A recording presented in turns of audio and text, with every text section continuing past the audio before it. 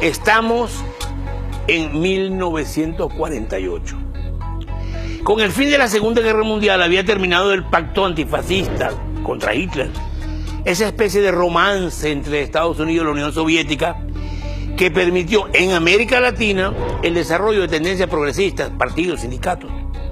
Pero ahora Washington inauguraba la Guerra Fría con una campaña anticomunista continental, una de cuyas medidas fue convocar la 9ª Conferencia de Cancilleres a celebrarse en Bogotá en abril del 48, con el fin de crear, como en efecto se creó, la Organización de Estados Americanos, la OEA. En Cuba, viendo venir esto, un joven estudiante de Derecho llamado Fidel Castro aprovechó la presencia en La Habana de unos estudiantes argentinos y les propuso pedirle a Perón el dinero necesario para convocar un congreso de estudiantes latinoamericanos en Bogotá y denunciar la conferencia panamericana. Ese congreso también protestaría contra la ocupación británica de las Malvinas. Perón aceptó, aportó el dinero y el congreso estudiantil fue convocado. Mientras tanto, en Colombia, Jorge Eliezer Gaitán es el gran líder del pueblo y el futuro candidato ganador a la presidencia de la República.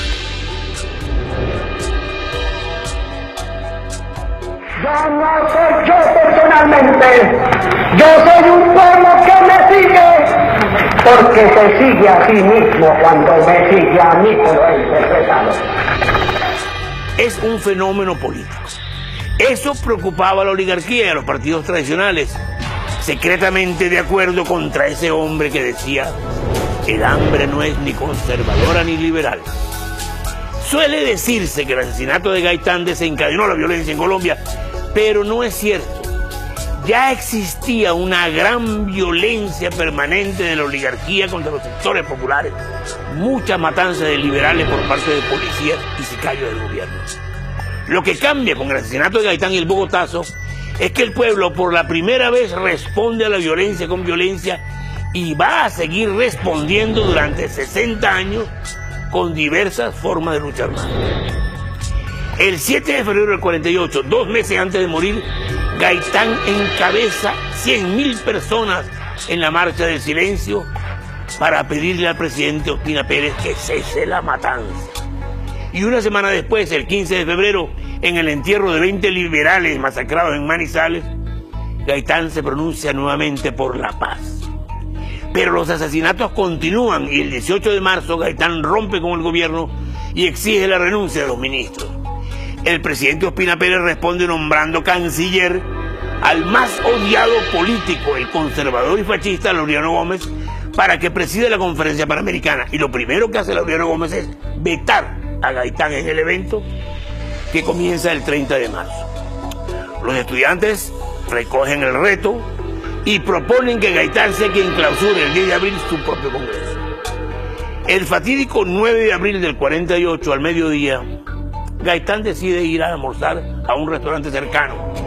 Esa tarde tenía en agenda reunirse con Rómulo Betancourt, el político de Venezuela, y con Fidel Castro, el estudiante cubano. Gaitán baja de su oficina acompañado de 4 personas, entre ellas Plinio Mendoza Neira, padre del periodista Plinio Puleyo Mendoza, quien al salir del ascensor toma del brazo a Gaitán y se adelanta con él con el pretexto de que tiene que decirle algo. Ya en la calle lo suelta, aparece el asesino con un revólver, Gaitán gira para huir, pero el asesino le pega 3 balazos, 2 en la espalda y 1 en el cuello. Gaitán cae herido mortalmente y el asesino, un tal Juan Roa Sierra, retrocede apuntando con el arma para que no lo sigan.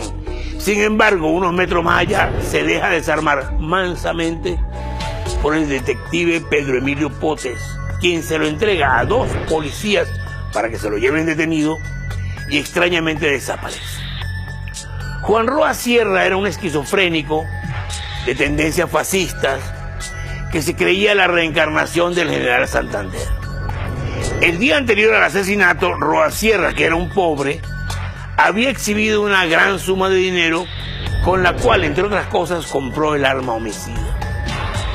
Mientras Gaitán, agonizante, es llevado a una clínica, los policías que llevan a Roa Roja son rodeados por una multitud que, según relata García Márquez, testigo presencial, es agitada por un señor comillas, vestido de gran clase, una piel de alabastro y un control milimétrico de sus actos, que dice que hay que matar al asesino. Rodeados y amenazados, los policías se refugian en una barbería. Allí el dueño le pregunta a Roa por qué mató a Gaitán y este responde que no puede hablar porque son fuerzas muy grandes. Finalmente la gente se apodera del asesino, lo matan a golpes y arrastran su cadáver desnudo hasta la presidencia de la República. Al misterioso señor elegante, cuenta García Márquez, comillas, lo recogieron en un automóvil demasiado nuevo, tan pronto como se llevaron el cadáver del asesino.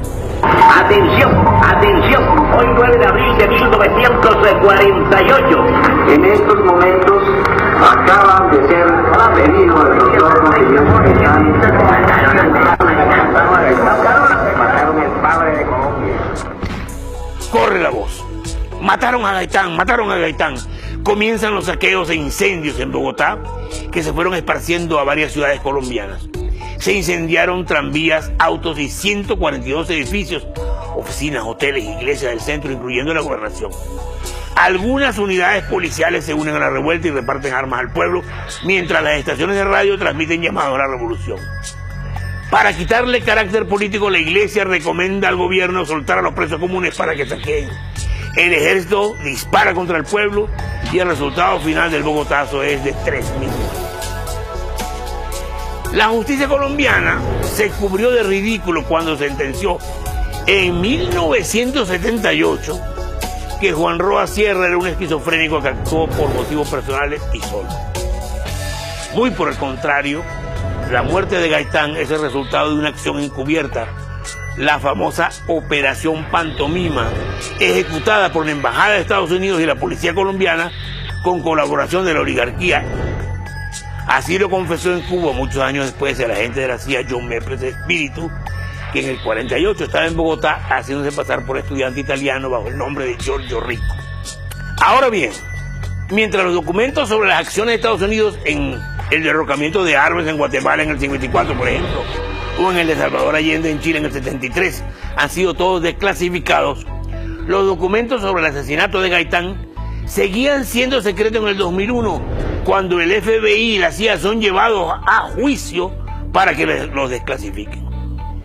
El FBI recordó entonces que había destruido documentos claves y entregó otros sin importancia, mientras que la CIA se negó y se sigue negando hasta hoy a desclasificar los documentos que tienen por razones de seguridad nacional. Y los papeles que quedaron en Colombia fueron finalmente destruidos. ¿Por orden de quién? Por orden de Álvaro Uribe Vélez. Sabemos por qué mataron a Gaitán. Sabemos quién lo mató y quién se lo señaló al asesino. Lo que queda por saber es cuál fue la participación de los Estados Unidos en el crimen.